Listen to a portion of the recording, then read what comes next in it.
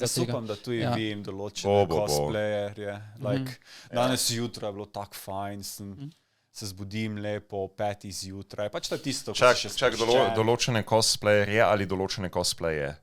Cosplaye. Sadness of the Bookworm, please do it, people. Ja, Someone do it. To pa tako dvomim, da se bo zgodilo.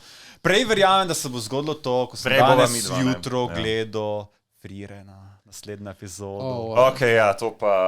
kak je bila dobra epizoda spet, kak Freeren uspeva. Ful upam, da bi kjeri cosplayal Freeren. Mogoče se lahko dotaknemo, spravi, tekoče sezone anime malo kasneje. Spravi, definitivno bi rad šel čez Freeren, ki je eden boljših jaščikejev, mislim, ki so šli... A jašči gremo vedno v jašči. Čakaj, drugač tisti... Juvan, ti si delil neko preglednico od teh karakterjev od Freeren, ne?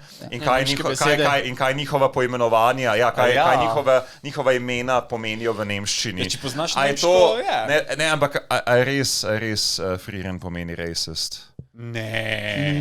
Ali je to bil joke dejansko? To je joke. Če bi mogel ugibati, bi rekel, da Freeren pomeni pač svoboda, svobodna.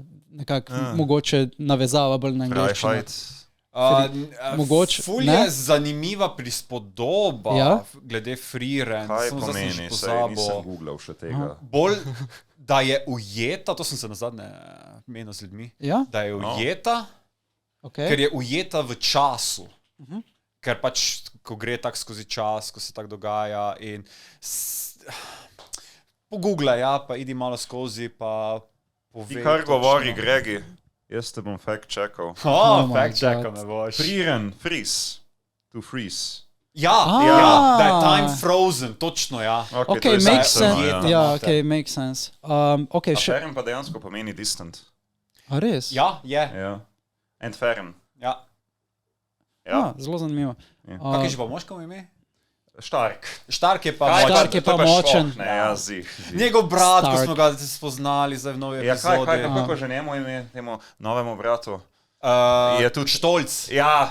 Ponos. Ponos, ja. Ok, otroka. Lugner je bil to dober.